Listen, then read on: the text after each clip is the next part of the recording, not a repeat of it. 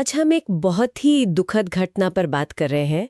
अहमदाबाद में 12 जून 2025 को जो एयर इंडिया फ्लाइट 171 के साथ हुआ। हाँ, वो बोइंग 7878 ड्रीमलाइनर अहमदाबाद से लंदन गैटविक जा रही थी। और ये हादसा हाल के वक्त में भारत की शायद सबसे भयानक विमान त्रासदियों में से एक बन गया है। बिल्कुल। हमारे पास कुछ शुरुआती रिपोर्ट्स हैं, समाचार लेख हैं, जांच के कुछ डिटेल्स भी आने लगे हैं, तो कोशिश करते हैं समझने की कि भाई आखिर हुआ क्या था। हाँ, और उसका असर तो देखे कितना भयानक और फौरन हुआ। विमान गिरा BJ medical college hostel block पर, मेघानी नगर में, वो भी घनी आबादी वाला इलाका है। और उसके बाद भीषण आग। जबरदस्त आग, और बहुत जाने गए। विमान में 242 लोग थे, उनमें से 241 नहीं रहे। और जमीन पर भी कई लोगों की मौत हुई है। कुल आंकड़ा शायद 270 से भी ज्यादा हो सकता है। बाप रे। और इसी भयानक मंजर के बीच एक अविश्वसनीय सी बात है, एक यात्री बच गए। विश्वश कुमार रमेश, हाँ, 40 साल के ब्रिटिश नागरिक, सीट 11A पर थे। ये तो वाकई मतलब चमत्कार ही है। बिल्कुल। लेकिन फिर वही सवाल मन में आता है कि आखिर ये सब हुआ कैसे, क्या गलत हुआ।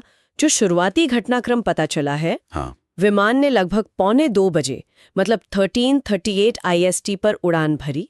कोई 650 फीट तक ऊपर गया भी, हाँ, ज्यादा नहीं, और फिर अचानक ऊंचाई खोने लगा और सिर्फ 30 सेकंड में नीचे गिर गया। सिर्फ 30 सेकंड, बहुत तेजी से। और जो शुरुआती जांच है उसमें कुछ बहुत ही परेशान करने वाली तकनीकी बातें सामने आ रही हैं, जैसे कि टेक ऑफ के उस बहुत जरूरी फेज में इंजन की पावर मतलब थ्रस्ट, हाँ, उसमें शायद कमी आई। हाँ, एक तो वो पॉसिबिलिटी है, और सिर्फ वही नहीं। अच्छा। ऐसा भी लग रहा है कि विंग फ्लैप्स, आप जानते हैं, जो पंखों का हिस्सा होते हैं कम स्पीड पर लिफ्ट बढ़ाने के लिए, हाँ हाँ। वो शायद ठीक से डिप्लॉय नहीं हुए, पूरी तरह से नहीं खुले। ओहो। और एक और चीज, लैंडिंग गियर, वो टेक ऑफ के बाद भी काफी देर तक नीचे ही रहे, असामान्य रूप से ज्यादा देर तक। मतलब हवा का खिंचाव, ड्रैग, वो बढ़ गया होगा। एग्जैक्टली।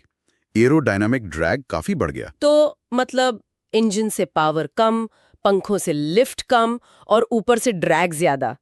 टेक ऑफ के इतने नाजुक वक्त पर ये सब एक साथ। हाँ, यही तो चिंता की बात है। ये तो बहुत ही गंभीर स्थिति लगती है। और एक बात और, वो पक्षी के टकराने वाली थ्योरी, उससे तो खारिज कर दिया लगभग।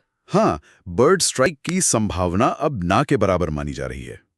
और देखिए, यही समझना जरूरी है कि ये तीनों फैक्टर, कम थ्रस्ट, गलत फ्लैट सेटिंग और गियर डाउन होने से बढ़ा हुआ ड्रैग, ये मिलकर कितने खतरनाक हो सकते हैं। सोचिए, विमान को ऊपर चढ़ना है, उसे पूरा जोर चाहिए इंजन से, पंखों से सही लिफ्ट चाहिए, और कम से कम रुकावट चाहिए हवा की। सही।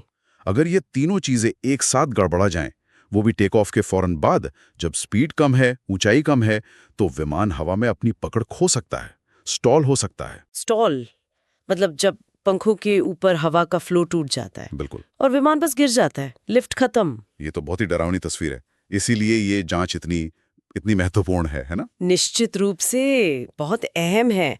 भारत की AIB, अमेरिका की NTSB और UK की AIB तीनों मिलकर जांच कर रहे हैं।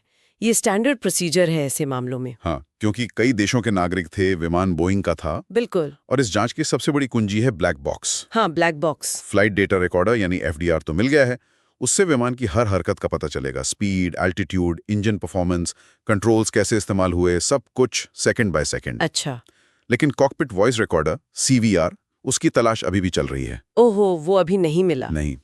उसे पता चलेगा कि पायलट आपस में क्या बात कर रहे थे, कॉकपिट में क्या आवाजें थीं, क्या माहौल था। ये दोनों मिलकर ही पूरी कहानी बता पाएंगे कि ये तकनीकी खराबी थी या कोई मानवीय भूल, या फिर दोनों का एक दुखद मेल। हाँ, या दोनों का कॉम्बिनेशन। और इस हादसे के फौरन बाद जो प्रतिक्रिया हुई है वो भी काफी तेज रही है। DGCA ने एयर इंडिया के बाकी 787 विमानों की तुरंत जांच के आदेश दे दिए हैं। हाँ, ये जरूरी कदम है एहतियात के तौर पर। एयर इंडिया ने भी कहा है कि वो ये फ्लाइट नंबर AI-171 अब इस्तेमाल नहीं करेंगे, रिटायर कर देंगे। ये भी आम प्रैक्टिस है ऐसी दुखद घटनाओं के बाद। और सरकारी अधिकारी भी पहुंचे, प्रधानमंत्री, सिविल एविएशन मिनिस्टर, सब घटनास्थल पर गए। विमान में यात्री भी कई देशों के थे, सबसे ज्यादा भारतीय नागरिक करीब 169, और 53 ब्रिटिश नागरिक भी थे। हाँ, कई देशों के लोग प्रभावित हुए हैं। और अगर थोड़ा बड़ा पर्सपेक्टिव देखें तो बोइंग 787 का वैसे सेफ्टी रिकॉर्ड पिछले 15 साल में काफी अच्छा रहा है। शुरू में कुछ बैटरी वगैरह की दिक्कतें आई थी, पर उसके बाद से ठीक था। सही, लेकिन कोई भी इतना बड़ा हादसा, खासकर जिसमें टेक ऑफ के दौरान ही ऐसी बेसिक फ्लाइट सिस्टम्स में गड़बड़ी की बात आ रही हो, वो दुनिया भर में इस विमान के रखरखाव, इसके ऑपरेशन, इसकी प्रक्रियाओं पर फिर से गहरी नजर डालने को मजबूर करता है। बिल्कुल।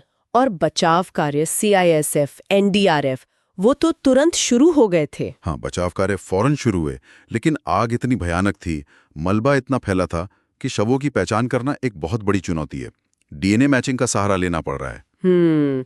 तो अगर हम संक्षेप में देखें, एक भयानक दुर्घटना, बहुत भारी जानमाल का नुकसान, एक व्यक्ति का चमत्कारिक रूप से बचना, और जांच का फोकस फिलहाल टेक ऑफ के दौरान संभावित तकनीकी खराबियों के एक साथ होने पर है। इंजन, फ्लैप्स, लैंडिंग गियर, हाँ, इन तीनों का कॉम्बिनेशन। पूरी तस्वीर तो ब्लैक बॉक्स के डेटा और जांच के नतीजों के बाद ही साफ होगी। बिल्कुल। और ये हमें एक जरूरी सवाल पर भी सोचने को छोड़ जाता है। देखिए, जांच तो मशीन पर, प्रक्रिया पर फोकस करेगी ही, लेकिन इस तरह की घटना भले ही कितनी रेयर क्यों ना हो, ये आम लोगों के मन में हवाई यात्रा को लेकर जो भरोसा है, हाँ, उसे कैसे प्रभावित करती है। खासकर तब जब आंकड़े तो यही कहते हैं कि हवाई यात्रा सबसे सुरक्षित साधनों में से है। सही बात है, ये भरोसे का सवाल बन जाता है। या फिर एक और पहलू, वो जो एकमात्र जीवित बचे यात्री हैं, विश्वास रमेश। रिपोर्ट्स के मुताबिक वो एग्जिट रो के पास बैठे थे। तो क्या उनका बचना हमें इमरजेंसी एग्जिट डिजाइन, यात्री सुरक्षा ब्रीफिंग की इफेक्टिवनेस, इन सब पर दोबारा सोचने को मजबूर करता है? ये भी कुछ अहम सवाल हैं जो इस हादसे से उभरते हैं।